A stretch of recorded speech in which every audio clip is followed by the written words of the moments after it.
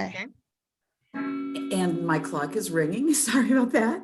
I'm sure most of you are aware. I'm Joyce Tomaselli. We're from Cornell Cooperative Extension, Dutchess County. And with the Community Horticulture Organization, the Speakers Bureau is one of our programs that helps us raise funds to continue our programming in the county. So with that, I will introduce a well-known speaker, Chris Ferrero, and let you go from there, Chris. Good evening, everybody. Yes, I'm Chris Ferrero, and I do a lot of talks as a Dutchess County Master Gardener for almost 10 years now, Joyce. I'm going to be emeritus soon, but I moved away a couple of years ago to Stockbridge, Massachusetts, and so now I speak up here in the Berkshires and Massachusetts, as well in Connecticut, as well as in New York State and Hudson Valley. So, but I'm a Cornell Master Gardener through and through, and I still get my help and my sustenance from people like Joyce Tomaselli, who is our coordinator, our venerable leader. And she's going to help me tonight. She will pitch in here and there. I know she will. But this is, you know, I give about 15 talks. This is one of my favorites, maybe even my all-time favorite. I keep working on it because it is actually a 4-hour program. You're not going to get the 4-hour program tonight. Hopefully you will get the 1-hour version. So we will move through it quickly. I will speak fast. You need to keep up.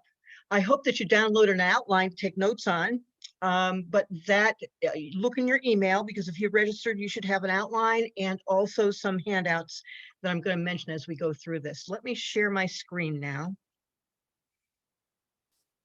so that you can see my beautiful slides. I think they're beautiful. I hope you agree.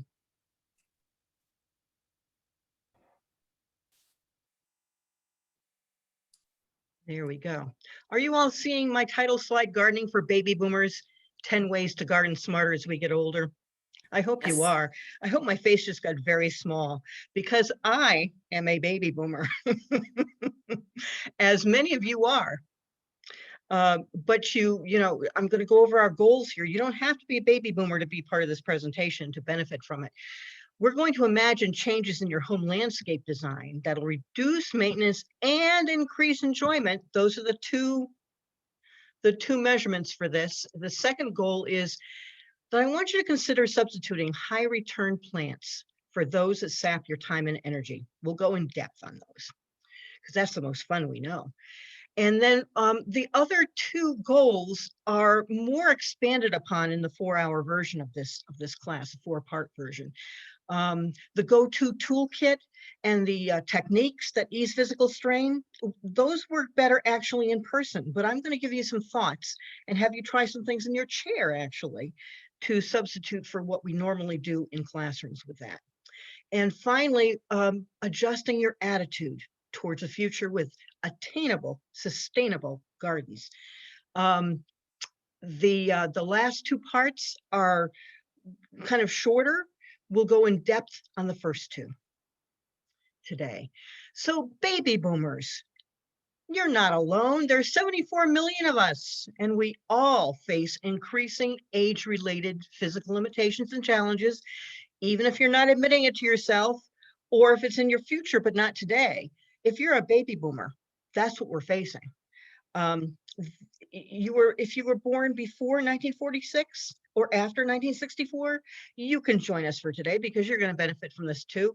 I cannot believe, since I moved up to the Berkshires and given this class, how many people have been part of my audiences who were born before 1946 and are actually, they get real cranky about the fact that I'm saying baby. You shouldn't name it that, they tell me, because this is about just enjoying gardening in a smarter, more efficient way.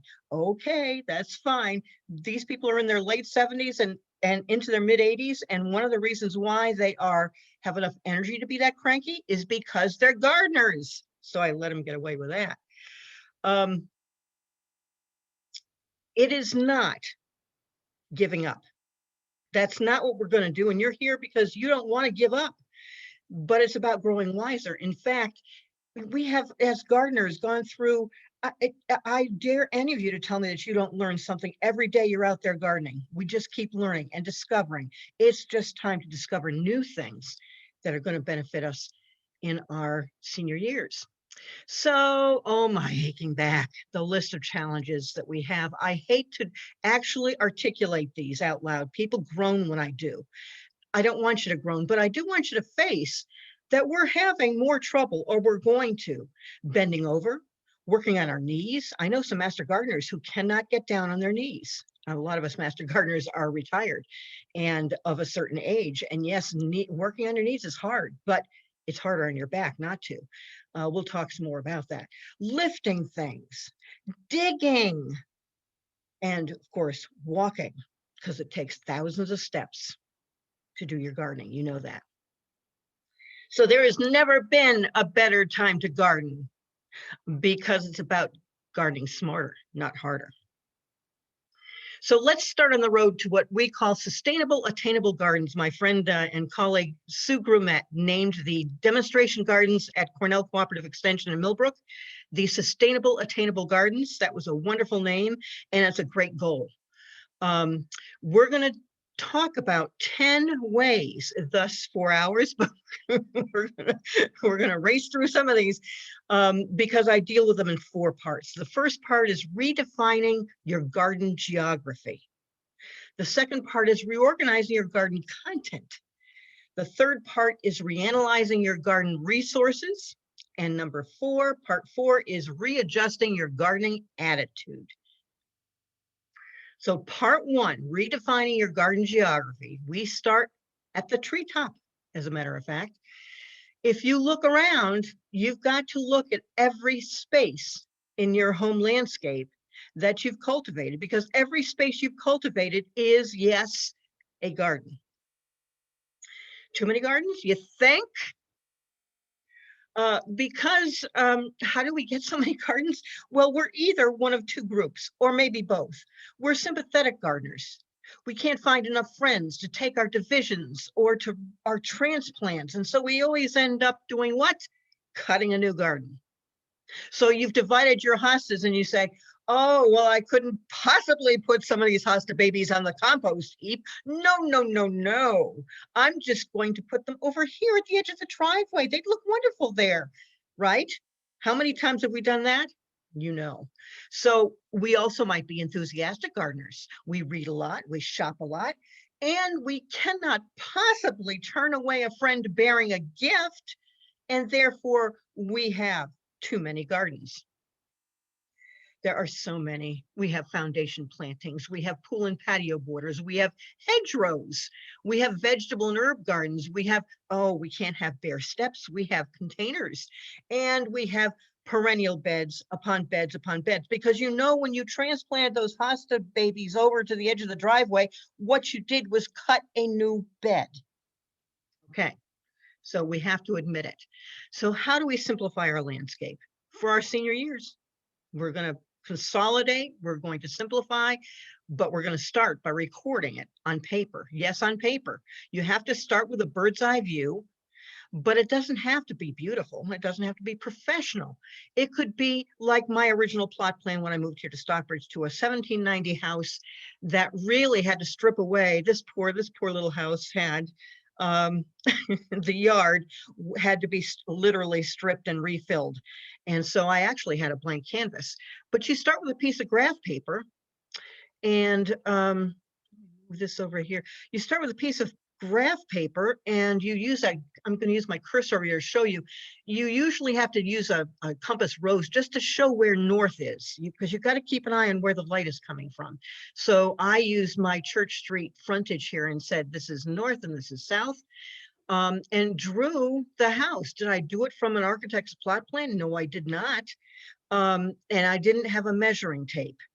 At least not after the first part, because this is how you do it. You don't take a measuring tape out to do this, your whole property. What you do is you step it out. And by step it out, I mean that you first have to show, I actually have to show this because I have to tell you a little story. I have to show this picture. I have to add this picture because one of the times I gave this course, somebody contacted me afterwards, and now she is a dear friend, actually. because she's had me come and look at her many gardens. She has 40 acres actually. And she had done this after the course. She had taken graph paper and drawn her various gardens. She had, if you count them, and I have you count them in my 4-hour class, she had 24 different garden spaces. And she had done them on graph paper, but she had done every little cube here. You know, I've done the scale here is 4 square feet. You can see right here. She did the number of steps, not feet. She hadn't converted it to feet, meaning linear feet. She had numbered the steps. So this here said it was 24 steps, and this one said 40 steps. And she hadn't converted it because she had misunderstood me. And I realized I wasn't graphic enough. So here's my picture. What you have to do to step out your property instead of using a measuring tape is that you just use a ruler on the floor, decide how long your foot is. And my foot is about 11 inches. So I knew I had to leave an inch between my heel and my toe as I step out my property. It helps, by the way, to go back to your plot plan and to take a section like this 12-foot section you see with my cursor right here. And I go on the street, and every once in a while I step out those 12 feet and then I measure it with a measuring tape just to see whether my whether my feet have grown, no, whether I've gotten sloppy. So it helps, but really you don't need an exact measurement. You just need a general measurement, and stepping it out helps. So then what I did was I added the first year of foundation plantings and the shade garden I put in, the things in green I put in the first, I'd say 2 years. And then this last year, I've been, this pink stuff was the future gardens that I've been working on in the past year. So you can use your color coding any way you want. You can show the beds that you want to renovate in a different color. In fact, you can use a tracing paper overlay for things like, I use them for things like light patterns to show where the morning light is. And I use a yellow marker on a piece of tracing paper to show where the light's coming from at different parts of the day. But you can also use those tracing paper overlays for future plans, or to indicate some problem areas you want to look at. It helps to take a bird's eye view, and it helps you with the, what I call the tough love quotient here. You have to start with a plot plan, but then you have to analyze your gardens. And the 2 words that are operative here are tough love. Be real, get realistic. And yes, you are balancing maintenance needs with your enjoyment of your gardens, but this is where you get real. You can do it on paper. You can do it. I'm going to tell you, give you a few hints. And then you reduce them. You reduce the number of beds. You reduce the size of some of your beds. And we're going to talk about how to do that and how to analyze that. And then you forecast the work. If you don't say, no, year 1, I think I can do this. Year 2, I think I can do this. It becomes too big and you don't ever get started. You have to prioritize, another piece of paper. And I talk about a task list at the end of the presentation so that we can talk about how you might do it on paper. But the idea is not to make it too big, and to give yourself a starting point that takes a bite out of it in the first season, and then the second season, and then from there. One of the ways you can analyze, that you need to analyze, is to be alert for location issues, particularly if you've been in a house for a long time. Your light and your water conditions have certainly changed. Your canopy has definitely changed. If you've been in a house like I was my last house for 20 years, I started out with sun-loving plants and ended up with them here and there limping along in increasing beds of shade and competing with bigger and bigger tree roots.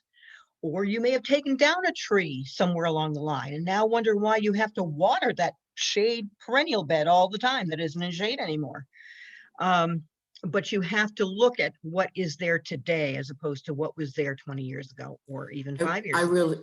I really want to echo that one, Chris. We've been in the house 35 years, and I got into a bit of a conversation with someone saying my Tradescantia was full sun. It's not full sun. So you really need to, in the morning, in the midday, in the afternoon, in spring, summer, and fall, like you said on your plot plan, stand there. Do Yeah. you have more than 6 hours of sunshine? Yeah. That's I have tracing paper layers that say um, 11 o'clock in the morning, 1 o'clock in the afternoon, 3 o'clock in the afternoon. And I use a yellow magic marker, yellow highlighter to show where the sun is on that plot plan, but I don't do it. You could also make many copies of that plot plan, by the way, and do that, but I find tracing paper to be really efficient. So yeah, besides the effects of light and water, you've got sheer distance, walking distance from tools, walking distance from water. You know that when you're out there enjoying your gardens, and sometimes you say, oh, I could just prune that if I had my pruners, but you're at the end of, what is this driveway here? My friend Deb Darris up here in Columbia County, she's got this 175-foot driveway. And when she's out there looking at that, those daylilies and knowing she's got to cut them back, and she has to go back down that long driveway, it doesn't get done. Today, 10 years ago, it might have. Likewise, you have to keep track of things, and it's hard to do if you're far away from the house. So you have to look at where the location is, not just how many and how much. But then you have to contrast it with your ability to enjoy the visual impact, or your desire to. Could be one or the other. It could be that you want to get out there every day, and so you want to take that walk. You know that you're going to go there if you have to do daylily mush puppy picking at the on your daylilies through July and August. So it'll get you down there. That's one aspect. But typically, the places you've been, you don't get to see as much anymore in your gardens. So first you have to, all that is to say, first analyze for sustainability. Sustainability is how hard it is to maintain the quality of your gardens. And at the end of that, by the way, I want you to look at Deb's garden here, her driveway garden. It's gorgeous, but look at the content. You're looking at probably a few dozen daylilies, and you're looking at a few dozen hostas, and she has deer browsing. So she's not as good at going out there and spraying as she used to. And when there's rain, of course, the deer get there before she does with the sprayer. And as a result, there are some years she never sees her hostas anymore. You have to analyze that. On the other hand, you then have to analyze for enjoyment. And now you're looking at my mailbox planting, which became a 40-foot bed along the roadside in my home in East Fishkill, where I moved. And you know, you're looking behind that mailbox. This actually is a picture from my deer deterrence presentation, because there was a way that I had to deal with that, because I love my hostas and my daylilies, and I thought I'd keep up with it. But that was 20 years ago. I'm now 68. That's when I was 48. Those 20 years have made a big difference. And I used to not mind hacking back. You see those Monarda, those bee balm? I used to love coming out to the mailbox or stopping on my way home at the mailbox and seeing the hummingbirds on that Monarda. It was worth it to me. It was enjoyable. That's the enjoyment quotient.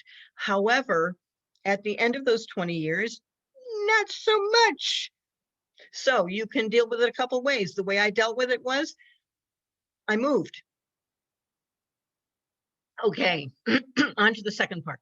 Reorganizing your garden content. And this one is full because it has to do with taking inventory of your plants. And I've organized it this, both how sustainable and how enjoyable, again.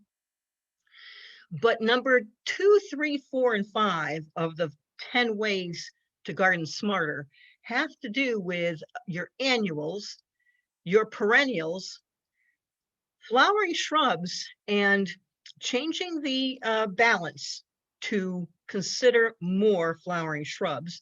And finally, take the darn lawn off the garden list.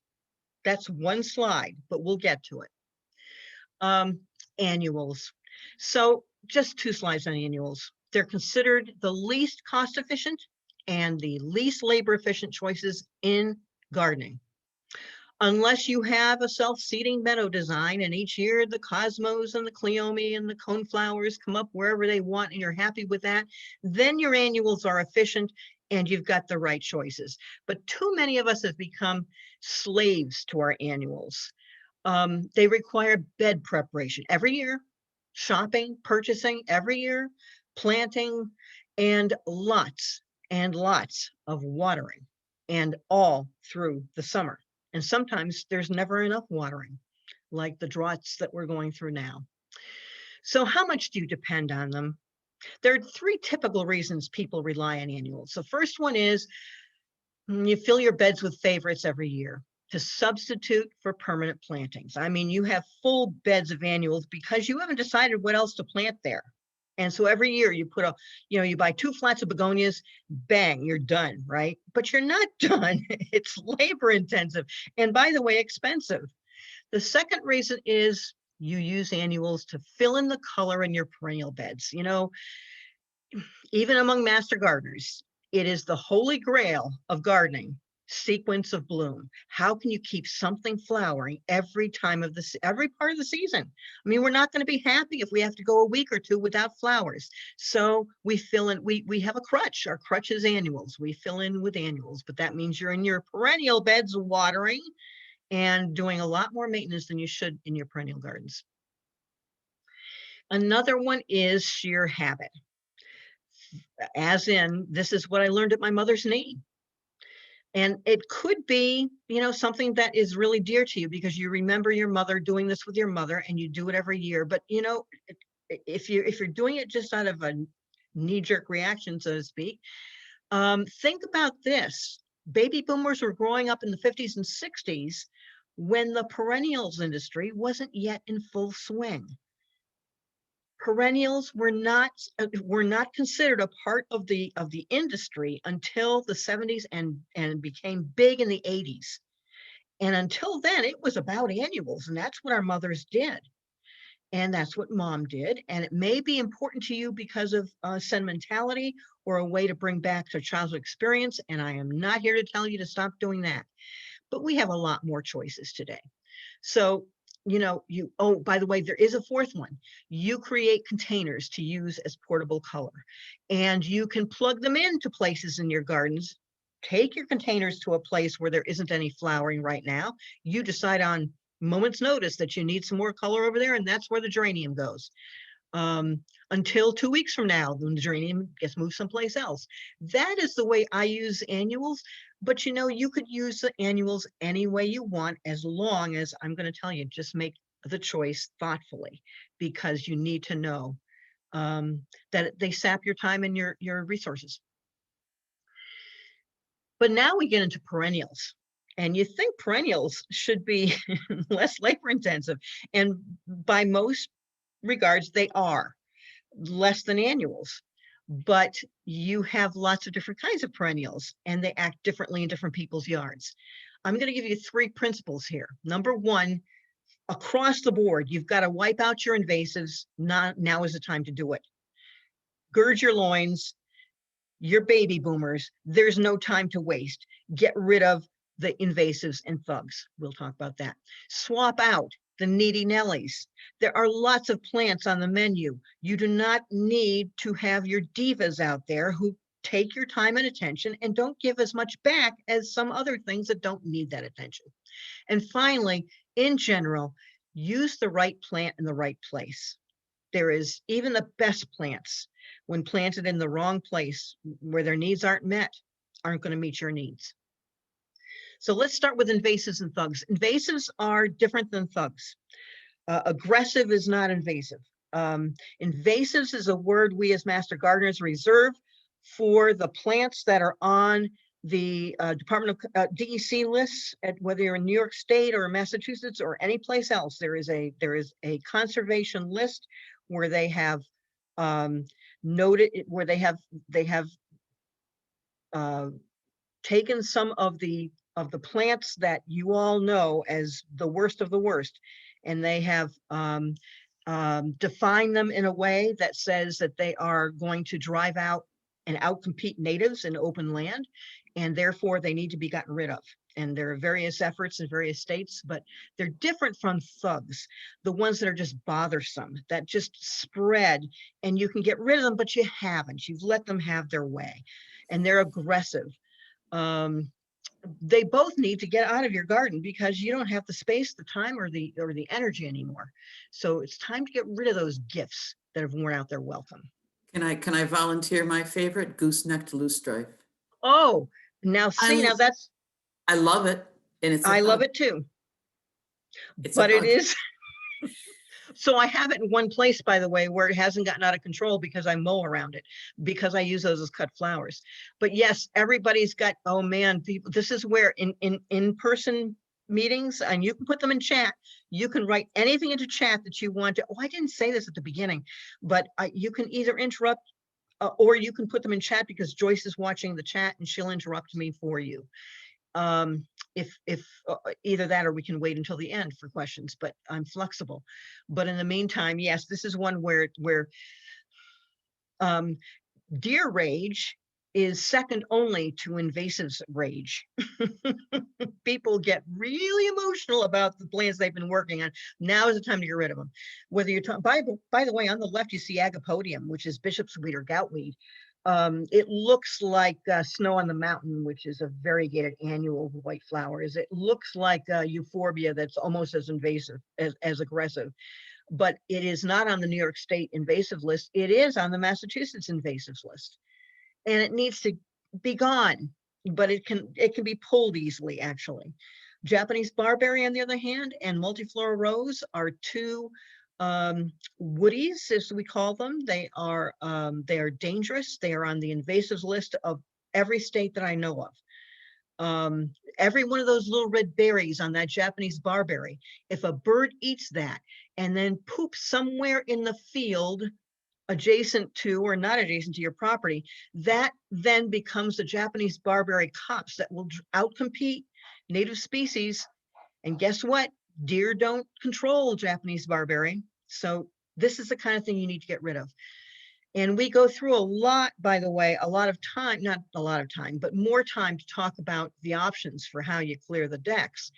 I will give you some options here and then tell you what to do for what I'm not going to be able to tell you today, spend the time on today. The first thing first is to identify them. You have to put them on your task list.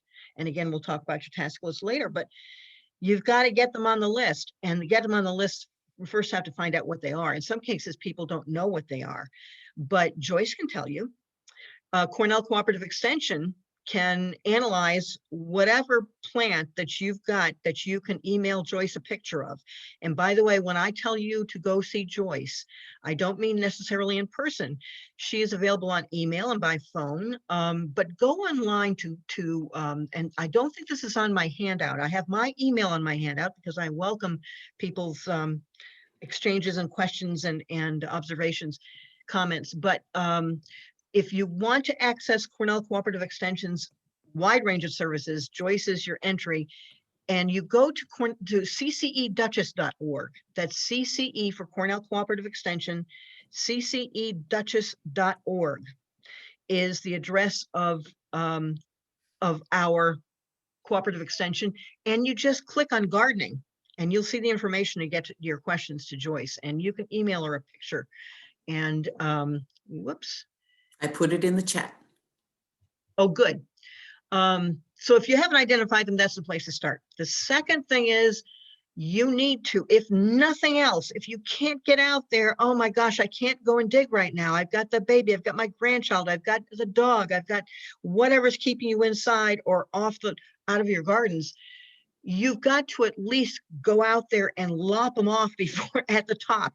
Just take a string trimmer, just get them lopped off before they go to seed, to flower, or to fruit, because that's when one plant propagates many plants. And so the first step, if you do nothing else, is to prevent them from flowering or fruiting. The third thing is you can, if you get them young enough, you can pull them up by the roots and you can keep at it. There will be seeds. If they self-seed, they'll keep coming up with new crops until you have pulled up all the young ones that can be produced from the seeds that are in that soil.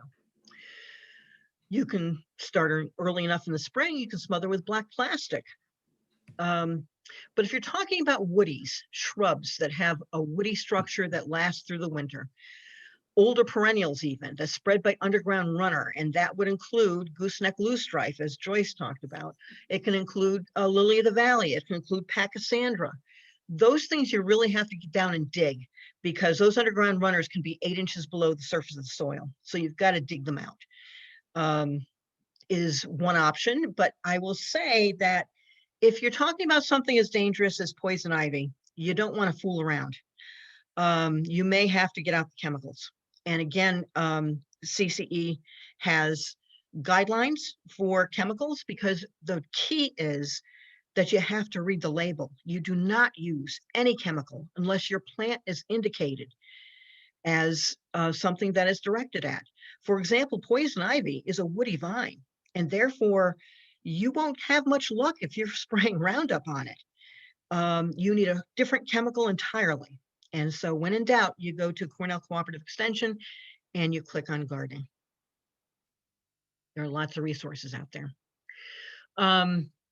And I've got stories in my rage. Oh my gosh, I could take time with the stories, but I won't, because I need to move on to your needy Nellies, which is another source of rage, right?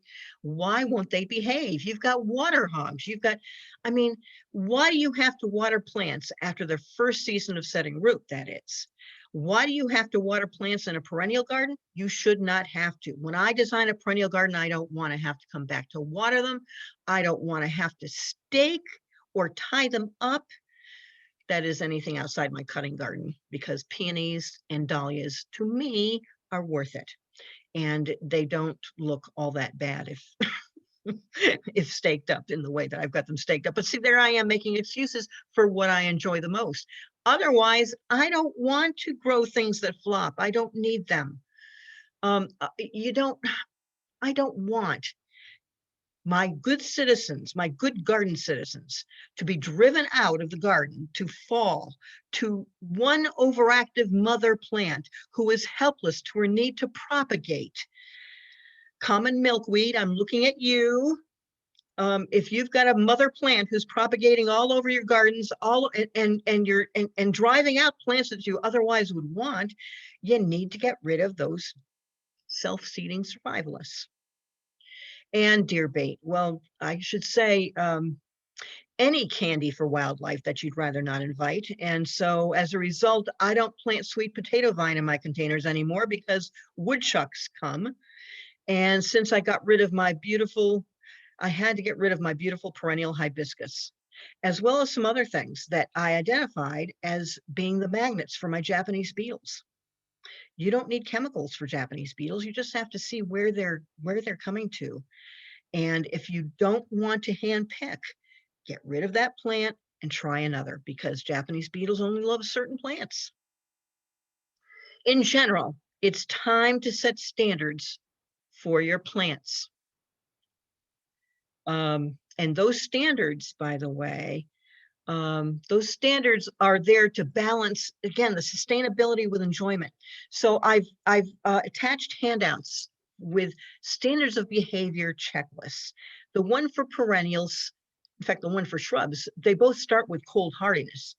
That's the gate. That's, for me, that's the gate a plant has to pass to have a place in my garden. I don't want to have a hole there next year, and I don't want to have a hydrangea macrophylla which is the mop head, the blue mop head that everybody says, it must be me. It's not blooming. It bloomed last year, and this year I only have one bloom, or I don't have had any in 3 years. That's because it's not happiest in our zone. And there are lots of other hydrangeas. There are lots of other plants. But make them pass a checklist for you. And I think on my handout, I put some lines at the bottom. You can cross out some things that aren't important to you. But these are the things that are important to me and to most people, actually. And you can add or subtract, but develop your own standards and pin them on the refrigerator, because tough love is sometimes hard to exert. There are lots of challenges to siting the right plant in the right place. Sometimes takes work. Somebody said to me the other day, well, plants, that old saying that until you move a plant 3 times, it's not going to be happy. And I went, ah, my baby boomers presentation would just fall to its knees if I had to move every plant in my garden 3 times before it was happy. Oh my gosh, try harder on the first time, really. But that you have some challenges in your landscape, and it's good to note them on your master plan. You've got your lighting issues, including canopy changes, which you talked about. You might have stormwater runoff. In my latest presentation, and I'm giving it for the first time later this month up here in Massachusetts, is called Rain Gardens, plants that solve big issues, plants that love wet feet can solve big issues. There are plants that will take care of your stormwater runoff without making big berms and all of that. But stormwater runoff might have occurred just in the last few years, like when your neighbor puts in a new hardscaping, a new driveway with a new curve in it, and all of a sudden you've got all this water coming down in your yard. So you have to call it for what it is. It's a plant challenge is what it's going to be. Slopes with erosion challenges. Road salt, which means that 40-foot garden of mine on the front of my property had to be, I had to choose plants carefully because there was a lot of salt coming off that road. And dry shade, especially with the growing canopies in our mature landscapes. Dry shade is one of the biggest challenges. And so I'm going to show you just some swaps, how to do swaps for the right plant in the right place. And I'm going to use dry shade as an example. So we get people telling us all the time that their astilbes aren't doing very well because, and it's because astilbes are known to be shade lovers. I love my astilbes and they can tolerate a lot of shade. However, they don't compete very well with tree roots. And most of the time when we're trying to fill a shady place, it's because it's under a tree. They don't compete well with tree roots because astilbes are a hungry plant and a thirsty plant. They need to be fertilized, actually, or mulched at least to keep in moisture and to keep some decomposing microorganisms, etc., delivered to their roots, because that's how they're happiest. But they're not happy when they have simple dry shade. So what do you want? Maybe you can do something else. Yes, you can. I'll give you 3 examples. Brunera Jack Frost is also known as Chinese forget-me-not. It has those beautiful sparkly blue flowers before your trees actually leaf out. You're seeing the blue flowers and they sparkle.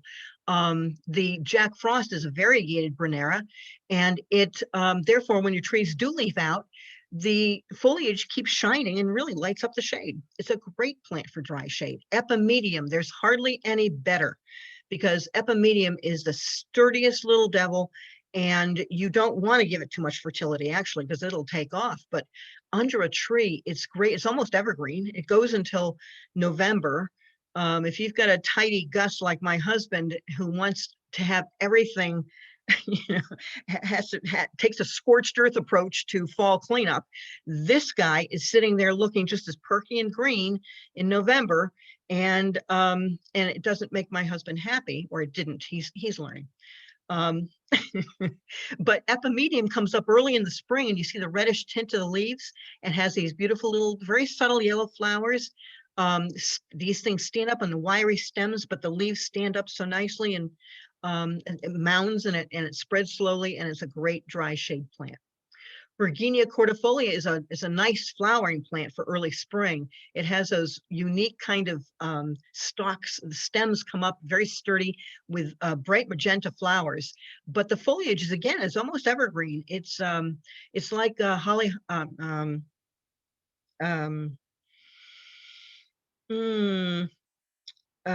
It starts with an H, Joyce, not hollyhock. The plant that's green in May and then puts up new green, and the old green gets covered up. Hellebore? Hellebore, there we go, hellebore, yes. And it's like hellebore, the new green comes up and over the old green, which gets a little tattered during the winter, but in between rocks, like is shown here, it's really nice, and nice for dry shade. So I'm going to talk about another category of swapping, which is in the category of blue. Most of us really love some blue in our gardens, but You know, we try Veronica, and somehow Veronica doesn't work this way for most of us. It's not you. You are not a bad mommy if your Veronica does not do this. Veronica is pretty persnickety, and it chooses, it doesn't tell you why it chooses one place rather than another, but it often doesn't work. So what else can you do if you really like blue? How about Amsonia? Amsonia is a nice, tidy, vase-shaped plant. Great early summer flowering. It's got brilliant fall color. If you have a needle leaf, there are a few kinds of Amsonia. They're all nice, but the needle leaf is particularly nice in the fall. Brilliant gold, really nice. And again, it's a nice tidy vase shape that maintains its shape. It doesn't flop.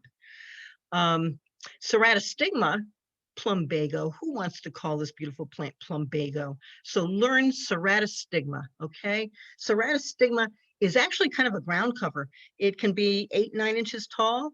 It fills in beautifully, slowly increasing mound. It has late emerging. Because it blooms late, it's late emerging, and then the foliage changes color from the bright green early in the season to the fall when it is actually shades of red and orange and gold that is just beautiful for fall foliage. And the buds are magenta and they bloom into the true blue. This is one of the few true blues of the garden. Usually the blue in the garden is more purple, and I'm going to show you that next with salvia. And you can see the difference. Salvia, which we think of as blue, is really purple compared to ceratostigma blue, which is one of the few true blues. But salvias are wonderful. One of the reasons why they're great, the perennial salvias are great, because they bloom in the early summer, and when they're done, you can cut them back to the basal foliage, or you can let the spires stand there. Caradonna is a nice one because it has purple, really nice deep purple stems. But when they're done, done blooming, you can cut them back down to the basal foliage and get a rebloom late in the summer. All of these are full sun to part sun. None of them appeal to deer. But let's say you have a taller blue in mind. Your tall blue delphinium. My sister Ellen grew the most beautiful, I remember them, Ellen, the most beautiful tall blue delphinium, and they were gorgeous. But somehow they just melted away now, didn't they? It must have been you. You're a bad plant mommy. No, you're not. It happens to everybody. Delphinium are that kind of creature. And so maybe you should try something else like Baptisia. Baptisia is one of those herbaceous shrubs, meaning that it's not woody. It doesn't leave any wood above ground for the winter. You cut it back to the ground every winter. And in the spring, it comes up and it grows to be a 4-foot shrub. You don't want to move this more than once. You want to plant it and leave it. One of the reasons why it's great in wet places or dry places is because it puts down a long tap root, which makes it difficult to move, and it doesn't want to move. So put it where you can enjoy it for many years. It takes maybe 3 years to get to full size and to produce these beautiful pea blossom blues, but that's a beautiful plant, beautiful shrub. And then you have aconitum. My first aconitum came from Joyce Tomaselli. She has a bunch of this. Monkshood. And you can see by the flower shape why it's called monkshood and why the pollinators love it, including hummingbirds. But it is one of the latest blooming perennials. It blooms in September. And again, really nice true blue, nice foliage color, nice blossom color. It is poisonous. Which means, you don't want your dog to consume it. You don't want a 2-year-old grandchild to consume it. But if you have a 2-year-old grandchild who's eating your aconitum, you've got a different problem. There are some people who say they have to wear gloves to work with it, but I don't. And I don't know anybody personally who does. It's a great blue perennial, as is your spiky blue echinops. Globe thistle echinops has a nice basal foliage. And then up come these Dr. Seuss flowers, the spiny blue orbs, which are great as cut flowers. They're really make a nice contrast in an arrangement, a cut flower arrangement. And they look great in the garden as contrast. And they are really blue. These are all sun lovers, and deer don't eat any of these either. Maybe we could poison our deer, Joyce, by making them force feeding them aconitum.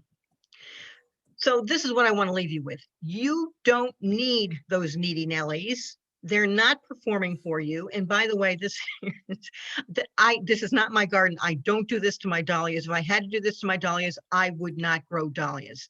This is unsightly and a lot of work. We don't need it. We're baby boomers. So number 4 is one of the most important takeaways of this whole presentation: flowering shrubs. 2 words: flowering shrubs. You know, we're perennial gardeners. We don't often look up. Sometimes I don't look up at all. I mean, this presentation doesn't deal with trees at all. In my pollinator paradise presentation, I talk about trees somewhat because trees are great for pollinators, but so are flowering shrubs. Flowering shrubs are the workhorses of the pollinator garden, and they are the workhorses of your gardens because you don't have to put the kind of time into them that you do your perennials or your annuals. They should be your backbone. But you do have to look at the label, because shrubs come in all sizes, no matter if you know that hydrangea paniculata are frequently 8 to 10 footers, it doesn't mean that you can't have one for a foundation planting, because hydrangea paniculata bobo is a 4-footer. Look at your sizes at maturity, height and width, and make your planning, make sure that you take that into account in your planning. You do have to take care of them in their first year, mainly watering. And we'll talk about watering later, but front load care for shrubs in their first year, get their roots established, and then you can let them go. You have to consider when you're placing shrubs that some are better for distance appeal and some are better for close-up appeal. And I'm going to give you some examples of that. But first, you have to look at standards of behavior for your shrubs the same way you do perennials. And I've given you that checklist too. And it starts with cold hardiness, because again, a hydrangea macrophylla, you have to really, really want to do a lot of extra work on in order to make it bloom here in the Northeast. It is not as good as 6 other species of hydrangeas that I talk about in a whole presentation on hydrangeas, because of one thing: cold hardiness. And I actually put in things on this list. You'll see fragrance, for example. Fragrance is important to pollinators, but it's also important to us, as is year-round interest, meaning fall color and or winter interest. And I'll talk a little bit about that as I get into some of these shrubs. But first, I've got a lot of playback on shrubs. When I'm talking about hydrangeas, I have a native shrub presentation. I have a hydrangea presentation. This presentation, people come back to me frequently with examples. And the one that I'll use is, you have a lilac, an old standard lilac bush that is not producing anymore, and you've followed all the directions about taking 1/3 of the branches out, the stems out every year, and it's still not, and you're trying to sweeten the soil and it's still not working, and maybe it's not getting enough sun, and you're agonizing over this. But if you're in your 60s or your 70s or even your 50s, stop. It's not worth it. Even if this is a shrub that has performed beautifully for years, it may have either outgrown its space or over-colonized, meaning put up too many babies around the base. It may have failed to survive your changing light. And there, by the way, lilac, number 1. Yeah, it can't bloom in the shade. It won't do well at all. Or it's gotten too difficult to keep shaped or pruned. It's not you. It may be time to swap it out. And it may not be as hard as you think it is when you're looking at that, swapping it out. Somebody who went to one of my longer courses came back in the 3rd or 4th week, because we had done shrubs in the 2nd week, and she came back and she said, you know, I had despaired for years over that burning bush, which is on the invasives list, that I wanted to get out of there. I just didn't think I could, but I remember you said gird your loins. And so I got my loppers and I got out there and I took off all those branches, and now I've just got a stump. And now I'm looking at the stump and I'm thinking, I can dig that out. Well, there you go. You can do it. And there are lots of other shrubs to, by the way, if you've got a nostalgic um, kind of a sentimental attachment to a shrub, for example, that old lilac belonged to your grandmother. It's a lot harder to part ways with it, but it is not making you happy that it's declining. So if you have to make a choice, my recommendation is that you take a picture of it. You take a picture of a particular bloom, you take a picture of it in its best light, and you frame the picture if you have to, or you make a scrapbook if you have to honor that plant. But you can honor it best by putting it to rest. I'll just leave you with that. So if we're talking about close-up value, let's talk about some smaller shrubs. I want to give you three natives, actually. Fothergilla. Fothergilla, this is the dwarf Fothergilla. It's called Fothergilla gardinii. The dwarf Fothergilla gets to be 3 or 4 feet tall. It's a wonderful native. It is nice near your entry because you see those a lot of natives have these white little bottle brushes, either little or big. You'll see some big ones later in the presentation. This I think on the next slide. These little bottle brushes are fabulous for all pollinators, including hummingbirds. Except for one thing, they sometimes last long enough for the butterflies and the bees and the pollinators, but they actually flower so early in this case. But one of the nice things is I like to have this shrub near an entry because because of the fragrance of those blooms. They bloom before they leaf out. And so here you are in early May when everything's still looking kind of raggedy, but these little blooms are starting to put out fragrance. And if you're going in and out of your door smelling that, it gives you lots of enjoyment and energy to work in your garden. Oops. Another one with little bottle brushes is Itea. Itea is great, a great little citizen. Little Henry is less than 3 feet tall, but they are anywhere between 2 and 4 feet. They're nice for foundations. They're nice for perennial beds. Substitute an Itea for several perennials. And what you've got is a plant that can solve water problems because it can actually stand in water. It can take a lot of shade or bright sun, afternoon sun even. The small ones are as good as the big ones. I like them because if you look at the difference between these bottle brushes that are held up erect and these bottle brushes that are kind of crazy, like I like this little crazy habit of the Itea. This is Little Henry. It's one that's very easily found. I have something called Scentlandia because, again, very intensely fragranced. Nice little shrubs. And here we have a little hydrangea quercifolia. This is ruby slippers, which is 3 to 4 feet at its tops. You're looking at fall color, and you're looking actually at November. This was November of its second year in my garden.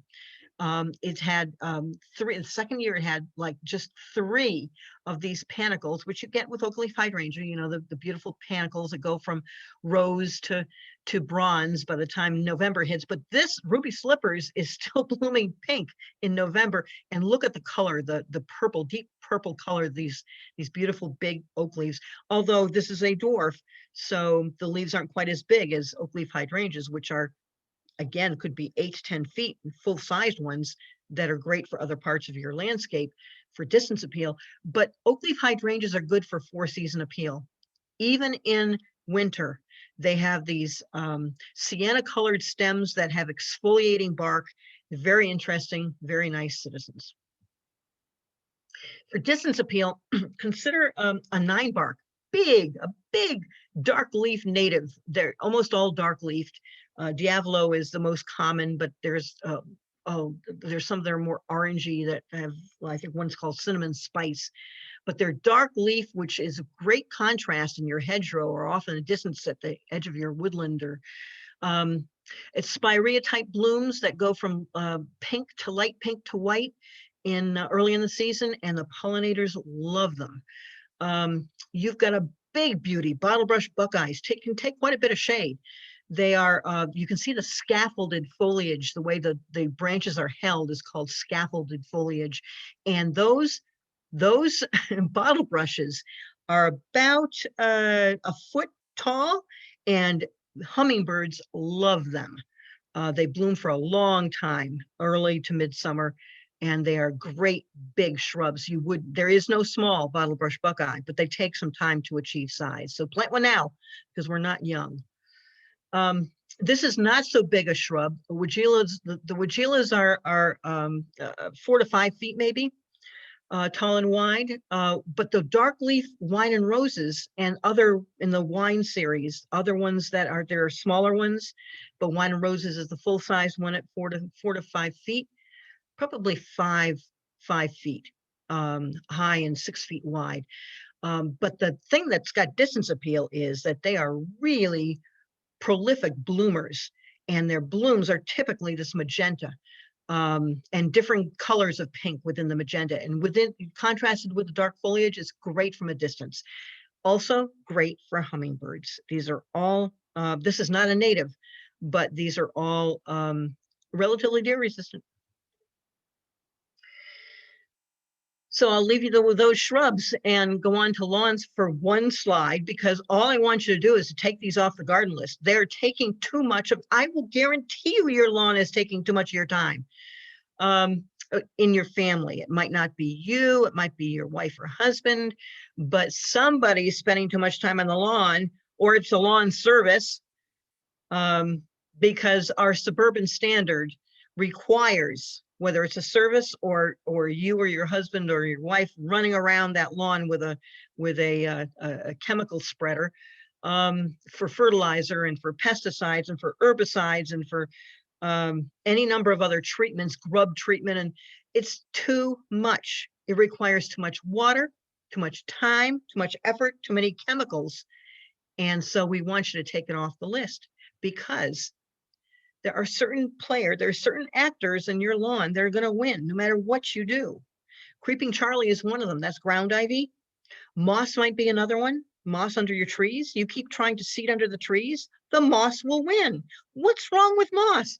Because really, you have one goal. This is what we were told in our Master Gardener training, by the way, by the turf expert out of Ithaca. When asked about ground ivy in particular, because we were all, oh, we can't get rid of our ground ivy, he said, when you look out your kitchen window, what do you see? And we said green. And he said, ta-da. Even as a turf specialist, his attitude, and one that I would ask you to adopt, start here.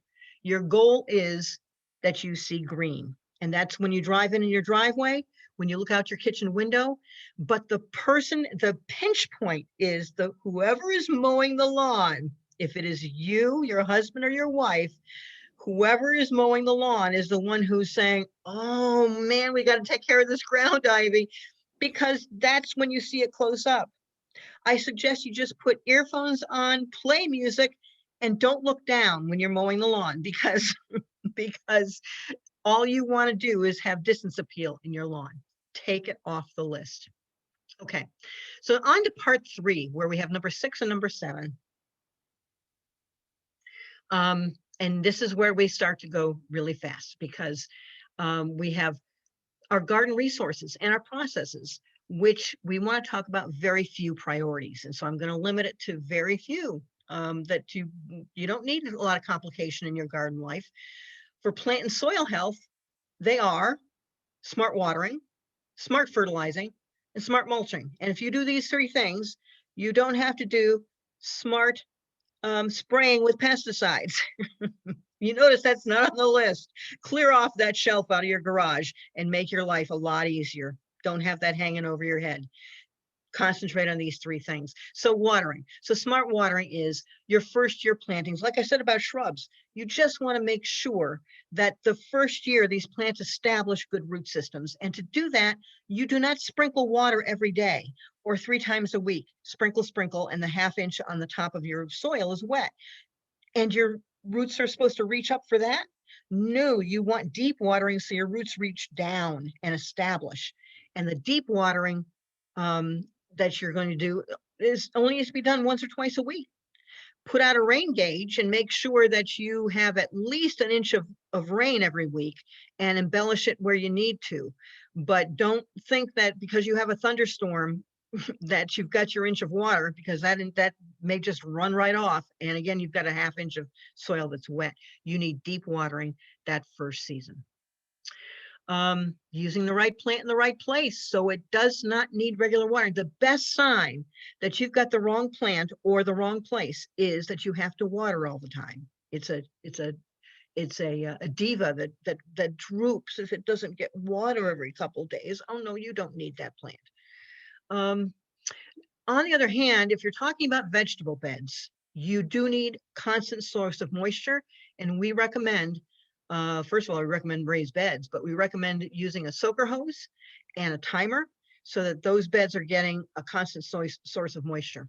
And likewise, containers need more moisture too. Container plantings, you can consider using reservoir types like earth boxes, or you can use water crystals, or you can just know that you have to water them more frequently. But the key in your beds is mulch, mulch, mulch, which is what we're going to get to next, because mulch, or after fertilizing, because mulching helps retain that moisture.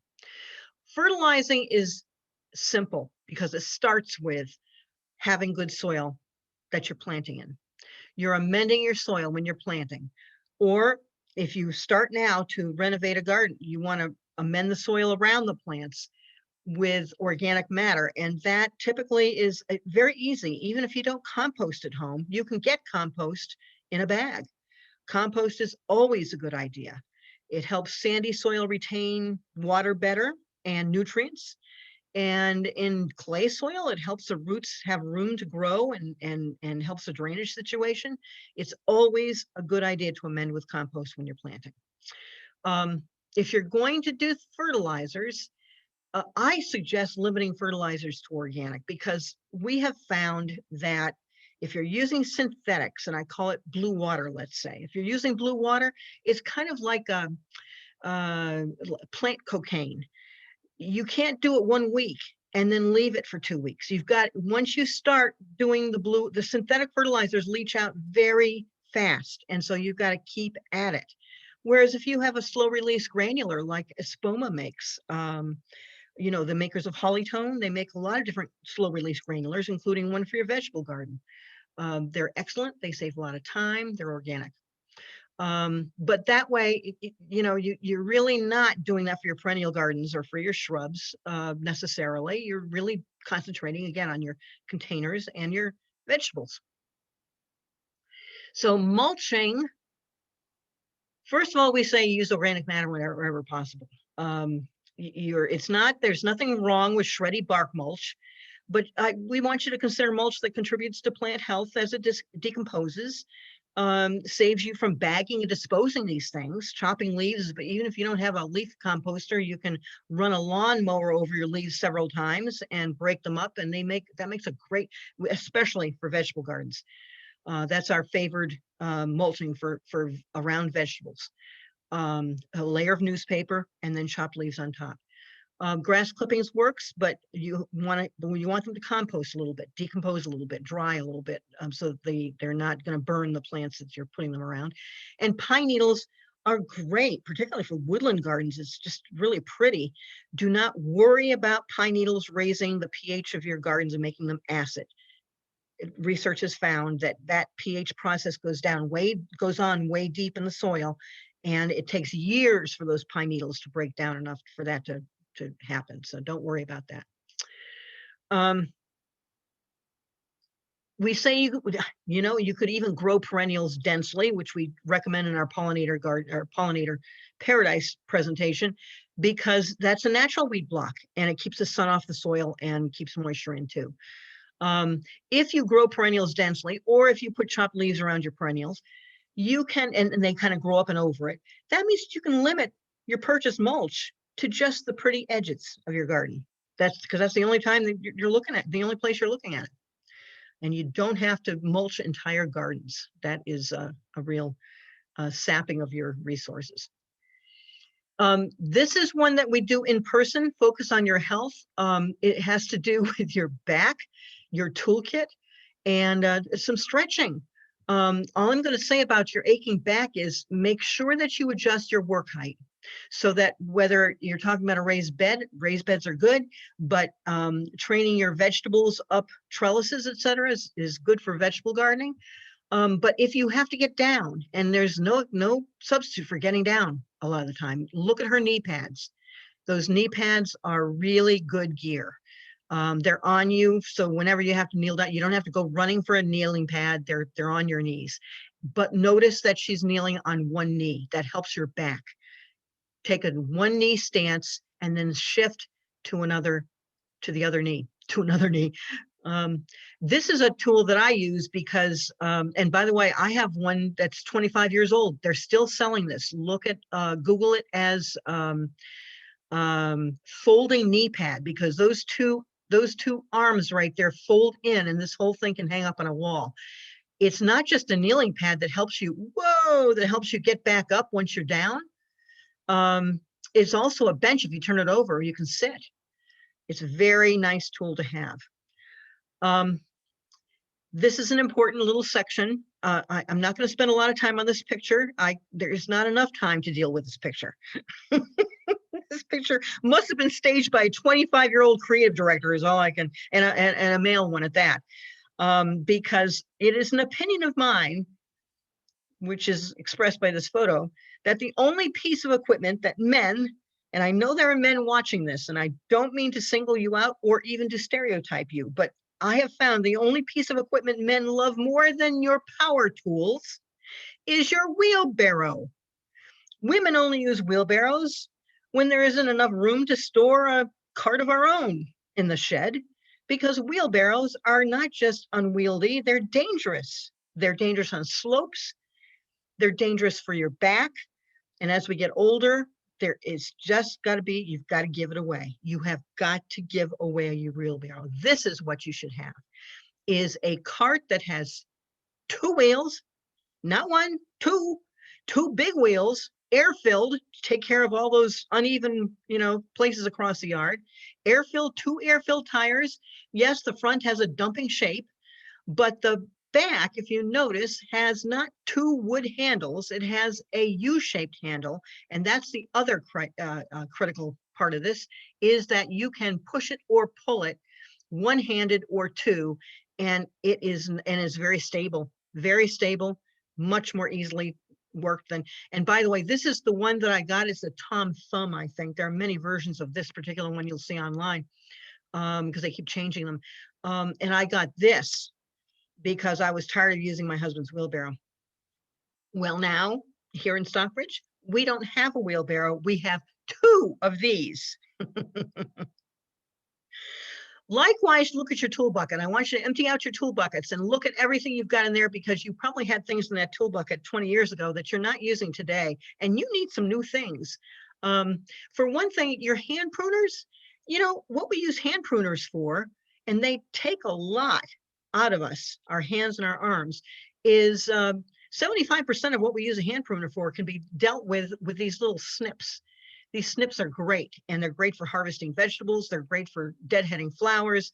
They don't take much in terms of squeeze power in the hand. And Fiskars makes them.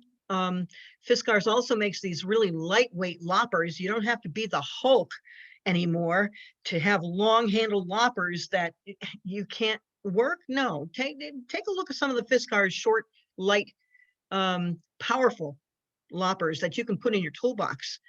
Don't take up much space. Go to Home Depot or Lowe's, and just look and heft all of the ergonomic tools that are coming out. And why are they coming out? Because of 74 million baby boomers. That is why. Go and take a look, try them out, and decide what you want to swap out. That's all I'm going to say about your toolkit. And now onto stretching. This workout, what used to be a fitness regimen when you were gardening, when you were younger, used to be about fitness. Now could easily become more a source of pain, exhaustion, injury. And what was keeping us fit could be a source of injury. So What we want to do is develop our own stretching and recovery regimen. And we worked with one of our master gardeners, Sharon Gagney, is a physical therapist who worked with us on this part of the presentation. And this is, by the way, this book, Stretching, you might be laughing. That is a picture of something I could never do, never mind seniors, on the cover. It's unfortunate because there's a good chapter in that stretching book, and that's the 30th anniversary edition that came out a few years ago. Good chapter on gardening. Get it at the library and see what you think. But developing your own stretching regimen. And first of all, you're going to start by not working in one position for very long. And like we said, kneeling on one knee, sitting on a bucket, using a handle to get up, standing and stretching. Standing and stretching we do in our in-person class. We actually do some practicing. There are 3 things we do. You can do them actually in your chair. The scapular retraction is your shoulder blades, just squeezing them together in the back. And we're saying that you do this every 15 minutes, half an hour, you're doing something, but you have a list of things that you do as a way of conditioning yourself out there while you're gardening and relieving tension in your back particularly. The exercise where you lift your torso out of your waist and you turn is, you can even do it in your chair and you feel that stretching. And Sharon calls this last one, she says it's the one that she would, if she had just one thing for you to remember to do every 15 minutes, half an hour, it's to stand up and do the oh my aching back stretch. You can do it in your chair, put your hands on your waist, but instead of putting your fingertips forward and your thumbs back, put your thumbs forward and your fingers back, and then press your elbows back. As you lift up your chin and you say, what? Oh my aching back. And you make that part of your repertoire. Lovely. All right, finally, I want to finish up with part 4. Readjust your gardening attitude. I don't know who said perfect is the enemy of good. I understand Voltaire might have said it, but I'm not telling my son Brian because he thinks I made it up. Perfect is the enemy of good, or the enemy of the good, or something like that. But the point is, there are ways that you have to adjust to not attaining perfection. We're baby boomers. It's time to put that behind us. Time to, number 8, make messy look good. Number 9, just have a short task list. And number 10, I'll tell you what that is when we get to it because it's one slide. Make messy look good. You know, it's about accepting imperfection. Get real. Look around. Talk about, what am I doing just out of habit? Or because somebody might think, neighbor, I don't know. But it starts with you accepting imperfection yourself, particularly for talking about the things that are supposed to be there for distance appeal. You do not need to freshen up that edge every year on that hedgerow that's miles away from your kitchen window.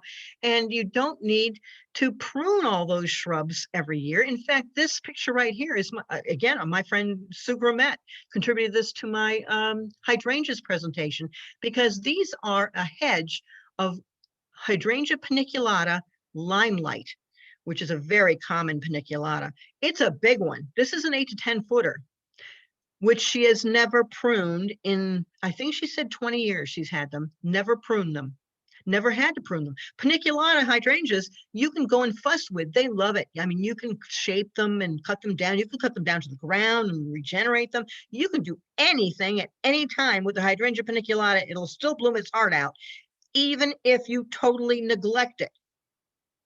Thus, you have permission to totally neglect them. There's an idea that I have several slides on that I can't show you tonight because we've run out of time. It's to use cover-up perennial succession plantings. That means, I'll use this example. Daffodils go by, and we are all trained as gardeners that you have to have the foliage take in as much sun as possible until it dies back and looks terrible, and then you go out and clean them all up. So you're out there for 2 stages. The first stage, you're either braiding, or you're clumping and tying them up, or you're doing something that you shouldn't have to do. When in fact, what you could do is plant your daylilies among them. And your daylily foliage, which looks a lot like daffodil foliage, comes up and over the dying daffodil foliage. And by fall, then you only have one cleanup, not 2 or 3 or 4. That's the example. You can do it with a bleeding heart that comes up early in the season and then leaves a big hole. Well, cover up that hole, which otherwise gets weeds, and cover up that hole by having things that bloom later and in succession bloom past that time. But it takes planning.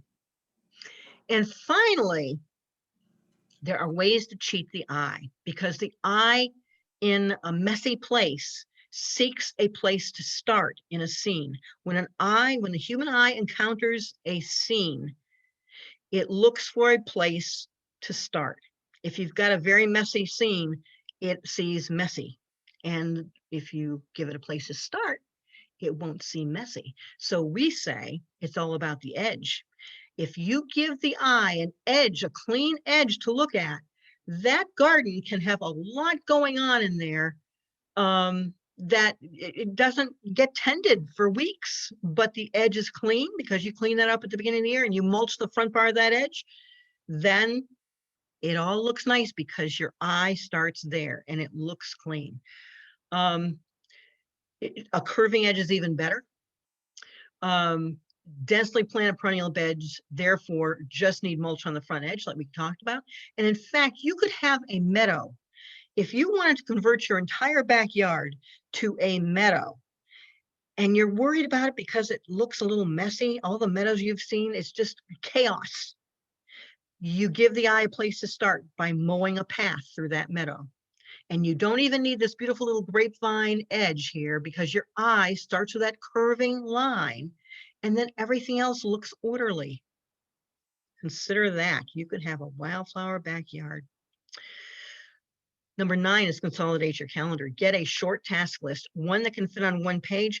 The criterion for me is you should be able to put up your annual checklist on your fridge so that you're not always saying, oh, I need to get out there, I should be doing something, because your fridge will, the list on your fridge will tell you. I'm going to give you a close up here.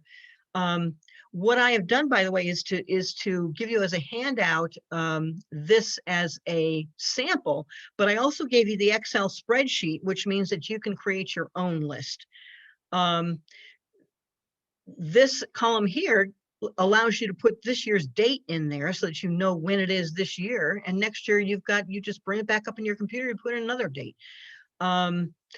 This task and supplies is self-evident, but this column right here, which is responsibility, well, God bless you if you can assign roles in that last column, because that will help you a lot. I want to tell you the final way that you can enjoy, smarter gardening is to look out your kitchen window, because the question is in this last slide, can you enjoy your gardens from inside out?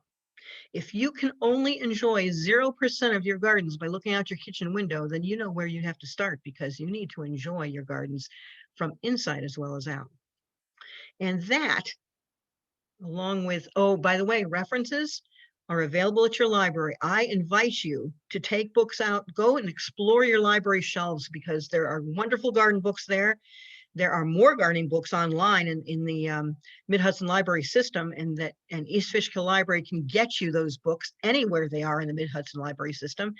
And look at those gardening books before you buy, because this presentation, for one, is not based on one book. And there are many, many books that you can buy that just look at the titles.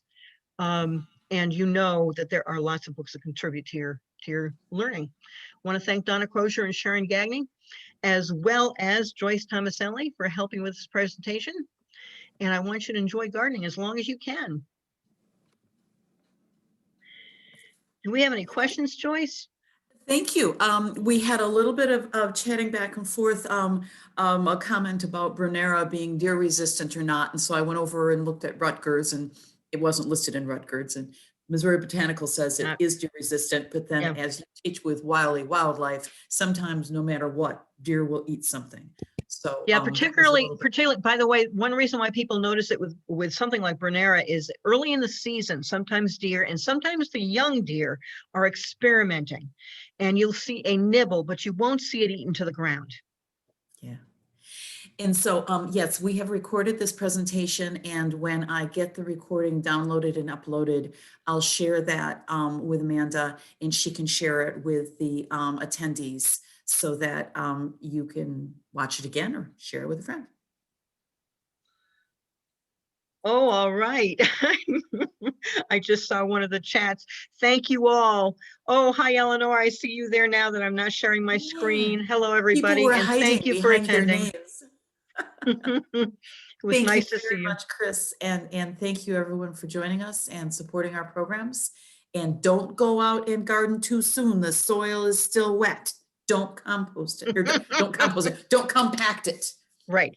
Make Right. sure you let your soil warm up and get Thaw, a little thaw and cool drain. there. Yes. Thank you, everybody. See you next time. Thank you. Good to see Thank you, you. Chris. Thanks a Thanks, lot. Chris. Loved it. I'll be back.